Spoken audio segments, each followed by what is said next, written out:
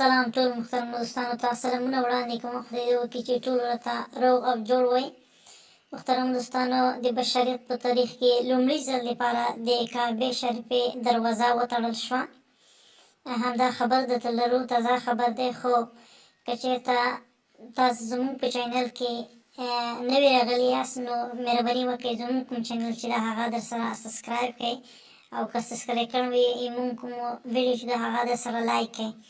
د کعبې شریفې دروازه چې ده تېره شپه تړل شوې ده.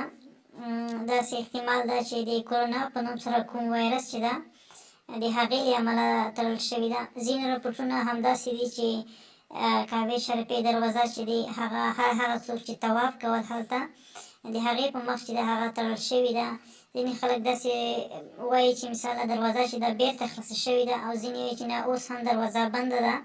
هلته د صفیه یا نور کوم کارونه چې دي هلته روان دي. د دې په خاطر چې د مریضي نور هم خپره نه شي، شاید همدې په خاطر یې تړلې وي. خو شاید دا د بشریت په تاریخ کې لومړي ځل هم وي چې همداسې دروازه تړل کېږي. نو همدا تازه خبر و. بیا هم د تازه او اپډیټ خبرونو لپاره زموږ سره پاتې شئ. خو زموږ کوم چینل چې ده هغه در سره سبسکرایب کړئ. تر بیا پورې د خدای په